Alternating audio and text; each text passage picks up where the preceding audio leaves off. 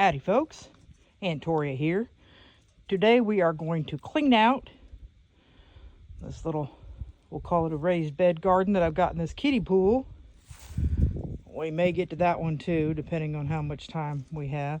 But I have some onions that I need to get planted in the ground. So we're going to clean out this is sweet potato. You can see we got a little freeze last night and it sort of hit the leaves hard, but it's a little past time to pull the sweet potatoes out anyway, so we'll get digging in there and see if we got some sweet potatoes in there. You can see I got a little bit of onion in here. I got a little bit of, I don't know what that is. I guess we'll figure it out. And over here, our Egyptian spinach has got some good seed pods on it. We'll see about pulling some of those off and keeping some seeds, because the rabbits sure did like this Egyptian spinach that we raised for them over the summer. Got this old corn sitting there. You know, life happens and I just haven't been able to get back out here and take care of it like I should. There's an onion. That's just a store-bought onion that was going bad, and so I just stuck it in the ground to see what happened. We're going to see what happened with that. So I started out just by grabbing these sweet potato vines and pulling on them. This was an accidental sweet potato planting. And I just want to show you as I pull them out, look what we've got here. That's a sweet potato, although it's kind of puny. There's a little finger-sized sweet potato there. Look at this little fella. That was a decent bite and a half or so.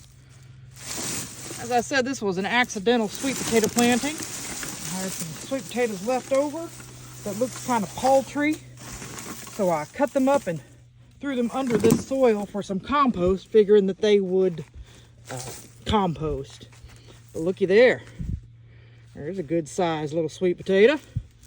There's another one. Oh my goodness, look at all those sweet potatoes I have found so far. Some of these have got some really good size to them.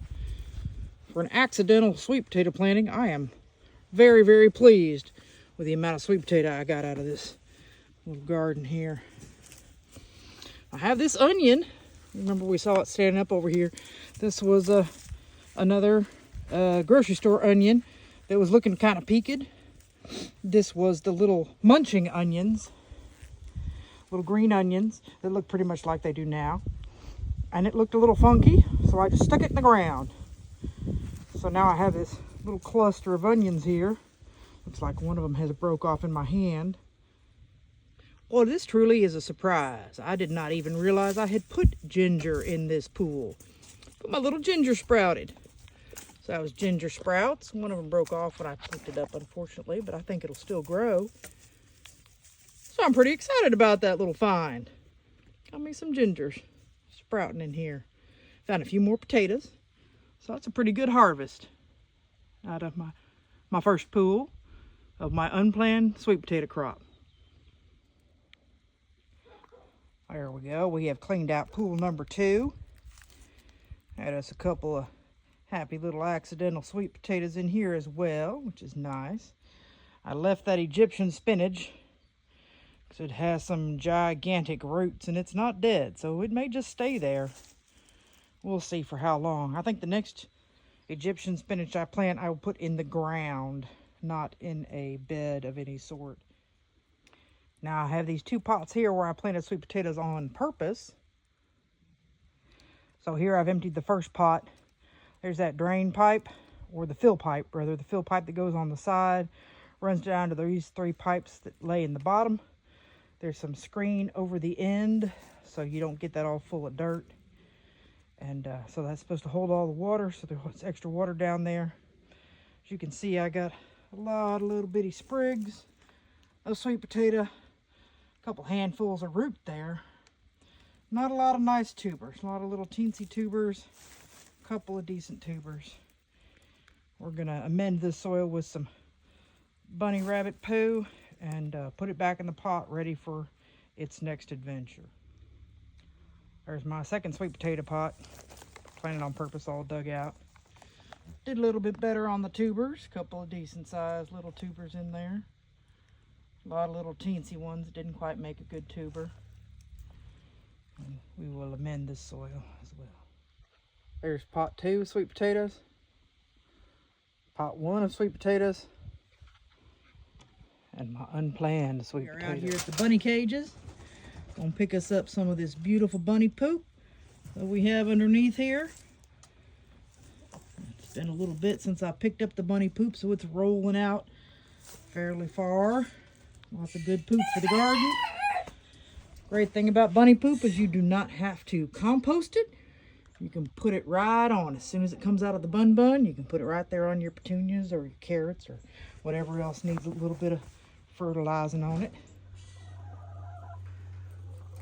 All that sweet potato vine we plucked up out of our little pool garden, bring back here and we feed to the rabbits. They sure do like it. They say that is yummy-licious. It's really good for them too.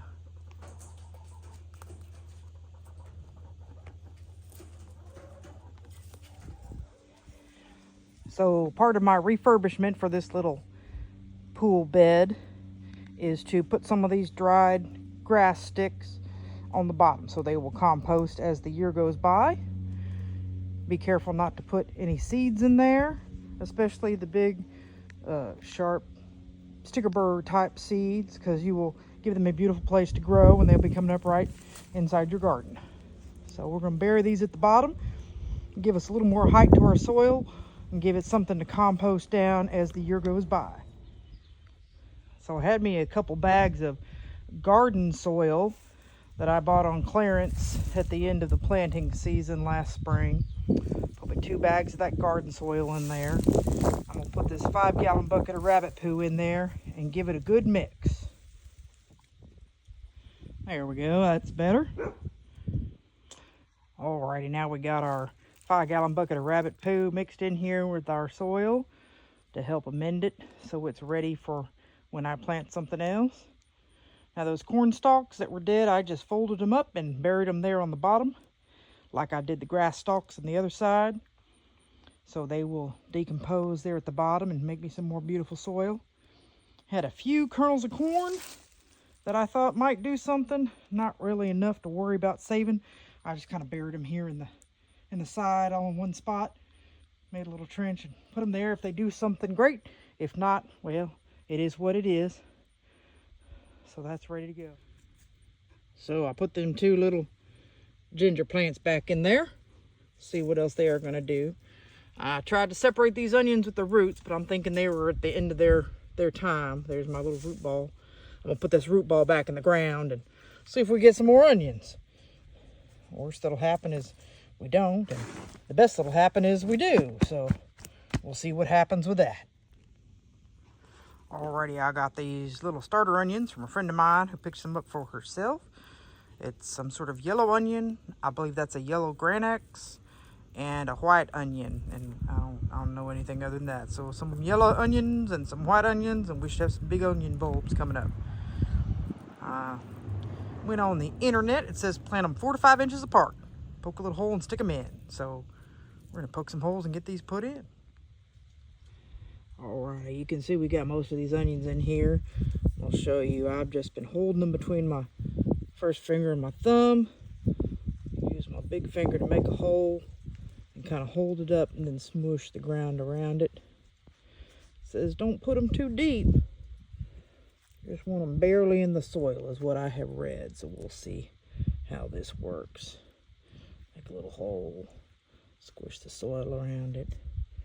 Just like that. Make a little hole. Squish the soil around it. Just like that. And that way you get all your onions planted.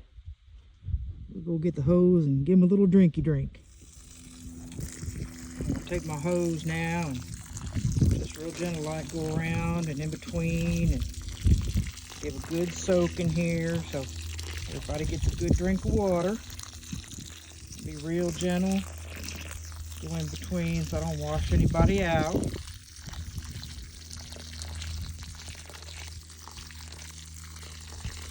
sure everybody gets a good drink. Watered in real well.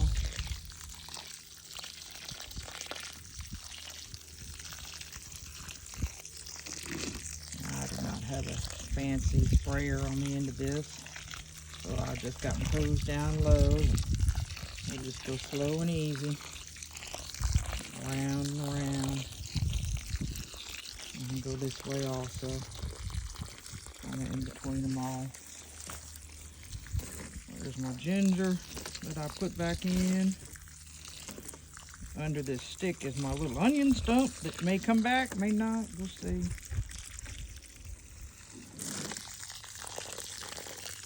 It may take a little bit to get them all watered in. Slow and easy is the way to go.